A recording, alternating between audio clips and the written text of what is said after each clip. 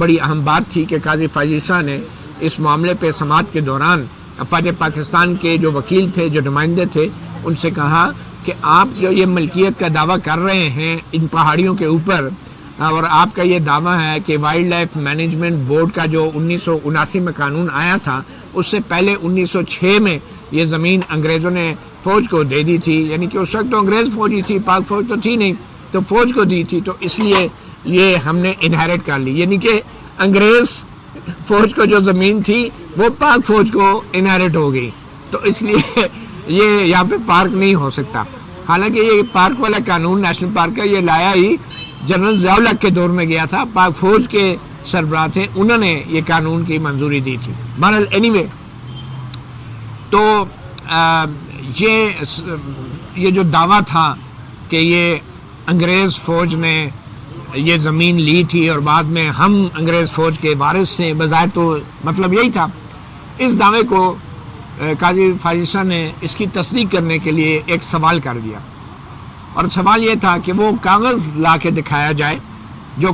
جس کاغذ کی بنیاد پہ آپ کہہ رہے ہیں کہ یہ انگریز فوج کے 1906 میں انگریز فوج کو یہ زمین ملی تھی اور ان کے زیر استعمال رہی ہے، اور انگریزوں کے گھوڑے جو ہیں وہ یہ اس زمین پہ گھاس چرتے رہے۔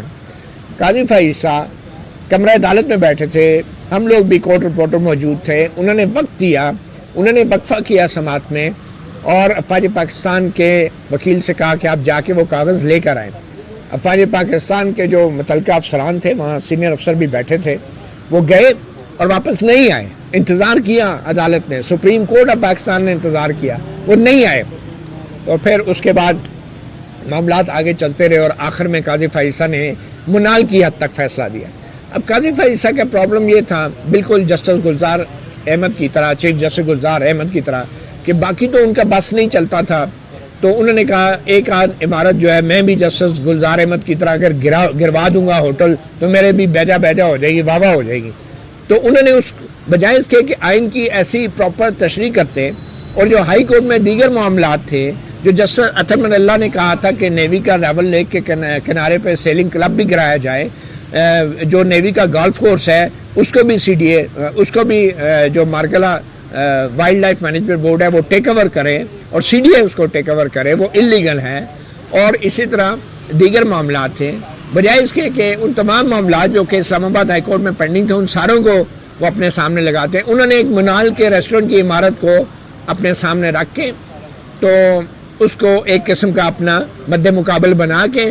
اس کو گروا دیا، اور اپنی انا کا مسئلہ بنا دیا، جیسے چیف جسٹس گلزار نے کراچی میں نسنا ٹاور کو انا کا مسئلہ بنا دیا تھا۔ بہرحال اور کامیاب ہو گئے، قاضی فائز عیسیٰ عمارت گروا دی، لیکن جو سپریم کورٹ کا فیصلہ تھا اس میں اچھی بات یہ تھی، قاضی فائز عیسیٰ نے جو اس کو انڈورس کیا کہ یہ وائلڈ لائف مینجمنٹ بورڈ کا جو قانون 1979 میں آیا، اس کے تحت یہ نیشنل پارک کا ایریا ہے، یہاں پہ کسی قسم کی کوئی تعمیرات نہیں کی جا سکتی، اور اس علاقے کے اندر یہ کسی کی ملکیت نہیں ہے،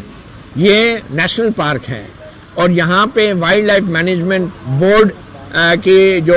اجازت ہے، لائسنسز کے بغیر کسی قسم کی کوئی کاروباری سرگرمی نہیں ہو سکتی، اور وائلڈ لائف مینجمنٹ بورڈ کے قانون میں وہ شرائط بتائی گئی ہیں، وہ حدود و قیود مقرر کی گئی ہیں، جن کے تحت یہاں پہ لکڑ کے کچھ عمارتیں بنائی جا سکتی ہیں، کچھ عارضی ہٹ بنائے جا سکتے ہیں، جس سے جنگلی حیاتیات جو ہے وہ متاثر نہ ہو، وہ خوفزدہ نہ ہو، وہ بھاگ نہ جائے، اور پھر جو پودے ہیں، جو جنگلات ہیں وہ متاثر نہ ہو، یہاں پہ بہت زیادہ لائٹس نہ ہوں، بہت زیادہ سڑکیں نہ ہوں۔ تو وائلڈ لائف مینجمنٹ بورڈ کے حق میں فیصلہ دیا کہ اب ان کا یہ کنٹرول ہوگا، اور آپ کو یاد ہوگا منال کو انہوں نے وائلڈ لائف مینجمنٹ بورڈ کے ہینڈ اوور کیا، اور اس کے بعد وائلڈ لائف مینجمنٹ بورڈ کی نگرانی میں منال ریسٹورنٹ کو گرا دیا گیا۔ اس دوران، اس کارروائی کے دوران، جو اس وقت شہباز شریف کے جو کابینہ سیکرٹری تھے، وہ بھی افضال صاحب جو تھے کیبنٹ سیکرٹری، وہ بھی ذاتی طور پہ پیش ہوئے، اور قاضی فائز عیسیٰ نے ان سے بھی بڑے چپتے ہوئے سوال کیے کہ آپ کابینہ کے سیکرٹری ہیں، اور آپ کا بھائی جو ہیں دوسرے افضل صاحب وہ ہوٹل چلا رہے ہیں، ان کو یہ اجازت آپ کی وجہ سے ملی ہوگی اور آپ نے اپنا اثر و رسوخ استعمال کیا ہوگا۔ تو بہرحال فیصلہ آ گیا، منال ریسٹورنٹ گر گیا، سپریم کورٹ کا فیصلہ آ چکا۔ اچھا، اس کے بعد ہمارے جو اطلاعات یہ بھی ہیں کہ بعد میں ریویو بھی دائر کیا گیا، نظر ثانی کی اپیل بھی دائر، نظر ثانی جو سپریم کورٹ کے فیصلے کے خلاف ہوتی ہے حتمی، یعنی قاضی فائزہ اس وقت چیف جسٹس تھے، یہ فیصلہ شاید اگست میں آیا تھا 2024 میں، اور اکتوبر 25 کو قاضی فائزہ ریٹائر ہونے تھے، اور اگست میں جب یہ فیصلہ آیا، اگست ستمبر، اور یہ نظر ثانی کی درخواست موسٹ پروبیبلی جو تھی یہ دائر ہو چکی تھی اکتوبر کے مہینے میں ہی، مگر وہ ٹیک اپ قاضی صاحب نے بھی نہیں کی، اور بلکہ قاضی صاحب نے اپنے آخری دنوں میں یہ جب ریٹائرمنٹ کے 25 اکتوبر سے پہلے یہ درخواست ٹیک اپ کی، اور نظر ثانی کی یہ درخواست رد بھی کر دی، یعنی کہ جو آئین کی تشریح کا معاملہ تھا سپریم کورٹ کی طرف سے نیشنل پارک کے اسٹیٹس کے حوالے سے، وہ حتمی طور پہ کلوز ہو گیا، اور سپریم کورٹ نے نظر ثانی کی درخواستیں رد کر دی تھی۔ اچھا، اب معاملہ یہ ہوا، قاضی فائزہ ہو گئے ریٹائر، 26ویں ترمیم آ گئی، 26ویں ترمیم کے بعد آئینی بینچ بن گیا، جسٹس منصور علی شاہ سینئر ترین جج ہوتے ہوئے بھی چیف جسٹس نہ بنے، جسٹس یحییٰ آفریدی چیف جسٹس بن گئے۔ تو اس دوران ایک عجیب و غریب نظر ثانی کی درخواست سی ڈی اے اور ایم سی آئی میٹروپولیٹن کارپوریشن اسلام آباد کی طرف سے دائر کی گئی۔ وہ ایشو یہ تھا کہ سپریم کورٹ نے یہ حکم دیا تھا کہ جو کرائے کی رقم جو پاک فوج اور سی ڈی اے کے بیچ میں برابر جن کو ادا ہوتی رہی، وہ سارے پیسے جو ہیں رفیق افضل صاحب کو کہا گیا کہ منال کے جو مالک تھے کہ وہ سارے پیسے جو ہیں اب آپ جو ہے نچلی عدالت کے اکاؤنٹ میں جمع کرائیں گے۔ تو وہ جو عدالت کے اکاؤنٹ میں نچلی عدالت میں جمع ہو رہے تھے جہاں سے کیس شروع ہوا تھا، جب وہ کوئی 5-6 کروڑ کی رقم ہو گئی تو اب اس کی جب پیمنٹ کی باری آئی، کیونکہ رفیق افضل تو کیس ہار چکے تھے، وہ تو آؤٹ ہو گئے، اب جھگڑا پڑ گیا کہ یہ کیا رقم یہ اسلام آباد میونسپل کارپوریشن اسلام آباد کو جائے گی، ایم سی آئی کو، یا پھر یہ سی ڈی اے کو جائے گی۔ اب دونوں میں جب جھگڑا ہوا تو وہ سپریم کورٹ کے فیصلے کی وضاحت کے لیے وہ سپریم کورٹ میں دوبارہ انہوں نے ایک نظر ثانی دائر کر دی۔ انہوں نے کہا جی اس فیصلے کو جو ہے اب یہ پیمنٹ کا معاملہ آیا تو اس پہ سپریم کورٹ فیصلہ دے کہ پیسہ کس کو جائے گا، کیا یہ سی ڈی اے کو جائے گا، ایم سی آئی کو۔ اب ان دونوں نے یہ ایک ڈرامہ کیا بظاہر، اور ڈرامہ اس لیے کیا کہ یہ معاملہ ایک بار پھر زندہ کیا جائے۔ ایم سی آئی اور سی ڈی اے نے مل کے یہ ڈرامہ کیا۔ اسلام آباد میں کوئی لوکل باڈی نہیں ہے، کوئی میئر نہیں ہے، کوئی الیکٹڈ کاؤنسلر نہیں ہے، اور جو اسلام آباد کے جو ایڈمنسٹریٹر ہیں جو خود کمشنر ہی چلاتے ہیں اور سی ڈی اے کو بھی دیکھتے ہیں، انہوں نے ایم سی آئی کو بھی بظاہر استعمال کیا، سی ڈی اے کو بھی استعمال کیا، اور سپریم کورٹ میں درخواست ڈال دی کہ جناب یہ پیسہ مجھے جانا چاہیے یا ایم سی آئی کو جانا چاہیے۔ تو جناب اس اپلیکیشن پہ ہونا تو یہ چاہیے تھا کہ سپریم کورٹ یہ فیصلہ کرتی، مگر یہ فیصلہ فوری طور پہ نہیں کیا گیا، اور پھر آ گئی 27ویں ترمیم، پھر آ گئی آئینی عدالت، اور پھر آ گئی آئینی عدالت کے چیف جسٹس امین الدین خان، جو امین ہیں پاکستان کے عوام کے وسائل کے اور پاکستان کے آئین کے۔ انہوں نے کیا کیا کہ آئینی عدالت کے سامنے یہ درخواستیں اب لگ گئی نظر ثانی کی کہ آیا یہ 5-6 کروڑ روپیہ جو کرایہ اکٹھا ہوا تھا یہ سی ڈی اے کو جانا ہے یا ایم سی آئی کو جانا ہے۔ ایم سی آئی میں نے بتا دیا ادھر تو کوئی ہے ہی نہیں ہے، ایڈمنسٹریٹر یہی بیوروکریٹ ہیں، یہی سی ڈی اے کے جو کمشنر چیف کمشنر جو باسز ہوتے ہیں وہی لوگ ہیں۔ تو انہوں نے جھگڑا بنا کے آئینی عدالت جسٹس امین الدین خان اور بلکہ آج جسٹس وہ جو حسن رضوی صاحب ہیں، حسن اظہر رضوی، ان کے بینچ کے سامنے لگ گیا۔ اب یہ آئین کی عدالت ہے، آئین کی تشریح ہو رہی ہے، 2 ججز بیٹھ کے، ایک سندھ کا اور ایک دوسرا،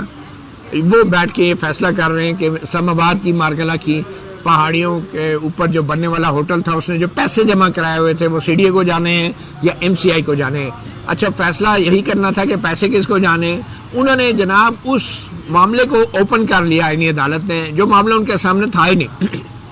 27ویں ترمیم یہ کہتی ہے کہ جب تک وفاقی آئینی عدالت کے سامنے درخواست کے ذریعے باقاعدہ پریئرز میں استدعا میں یہ گزارش نہ کی جائے کہ ہمیں یہ چیز چاہیے، اس وقت تک وفاقی آئینی عدالت جو ہے وہ سو موٹو پرانے والے اختیارات استعمال نہیں کر سکتی۔ اب اس میں معاملہ پیسوں کا تھا کہ کس کو جانے، اور یہاں پہ بظاہر وفاقی آئینی عدالت نے منال ہوٹل والا معاملہ کھول دیا، اور وہ منال ہوٹل جس کی نظر ثانی سپریم کورٹ پہلے خارج کر چکی تھی، it was a past and close transaction, اس کو دوبارہ ری اوپن نہیں کیا جا سکتا تھا، مگر سپریم کورٹ نے کیا، بلکہ وفاقی آئینی عدالت نے کیا، جسٹس حسن اظہر رضوی نے ان کے بینچ نے کیا، اور اب جو آج جو فیصلہ آیا ہے جس کا ابھی تحریری حکم نامہ جاری ہونا ہے، اس کے مطابق سپریم کورٹ نے جو فیصلہ منال ریسٹورنٹ کو گرانے کا کیا تھا اور یہ کہا تھا کہ یہ مارگلا ہلز جو ہیں یہ کسی کی ملکیت نہیں، یہ نیشنل پارک ہے، بظاہر وہ فیصلہ اپنے اختیارات سے تجاوز کر کے لیا تھا، حالانکہ یہ ایشو وفاقی آئینی عدالت کے سامنے بظاہر تھا ہی نہیں، کیونکہ منال ریسٹورنٹ والے اپنی نظر ثانی ہار چکے تھے اور یہ پاسٹ اینڈ کلوز ٹرانزیکشن تھی۔ لیکن کیا ہے کہ وفاقی آئینی عدالت کے ججز نے بظاہر کرائے کی رقم کی تقسیم کے معاملے سے آگے بڑھ کے 27ویں آئینی ترمیم کی خلاف ورزی کرتے ہوئے وہ چیز منال کو دے دی جو منال جو پارٹی اس کے سامنے تھی نہیں، اور یہ وہ ججز ہیں جو کہتے تھے کہ پی ٹی آئی تو ہمارے سامنے ہے ہی نہیں، اس کو مخصوص نشستیں کیسے دے دیں۔ انہوں نے آج منال کو ریلیف دی ہے، منال کو فائدہ دیا ہے۔ تو اب یہ ہوا ہے کہ یہ بھی سننے میں آ رہا ہے کہ جو آرڈر آئے گا اس آرڈر کا مطلب یہ ہوگا کہ شاید جو مارگلا ہل کی ملکیت کے حوالے سے سپریم کورٹ نے فیصلہ دیا ہے وہ فیصلہ بھی غلط تھا، یعنی کہ یہ نیشنل ہل پارک ہے اور یہاں پہ کوئی کنسٹرکشن نہیں ہو سکتی، یعنی کہ جو افواج پاکستان کا جو دعویٰ تھا مارگلا کی ان پہاڑیوں پہ، وہ دعویٰ بحال ہو گیا ہے تکنیکی اعتبار سے۔ اگر یہ آرڈر، یہ اگر سپریم کورٹ کا پورا آرڈر ہی سیٹسفائڈ ہو جاتا ہے، اور پھر اب دیکھنا یہ ہے کہ کیا وفاقی آئینی عدالت اس حد تک جائے گی کہ یہ زمین اٹھا کے افواج پاکستان کو دے دے گی، یا پھر وہ کہے گی کہ معاملات کیونکہ اسلام آباد ہائی کورٹ میں پینڈنگ ہے تو پہلے وہاں پہ ڈیسائیڈ ہو۔ اب یہ دیکھنا ہے کہ یہ کیس ریمانڈ ہوگا یا کیا، کیونکہ چلیں اگر سپریم کورٹ نے اپنے اختیارات سے تجاوز کیا بھی ہے تو اس کا کیا مطلب ہے کہ زمین اٹھا کے آپ دے دیں گے کسی کو بھی جو کہہ رہا ہے مجھے انگریز نے دی تھی؟ یہ اب دیکھنے کی بات ہے، اور مجھے تو لگتا ہے کہ اب تو معاملات کسی حد تک بھی جا سکتے ہیں، کیونکہ اب تو کوئی پوچھنے والا نہیں ہے۔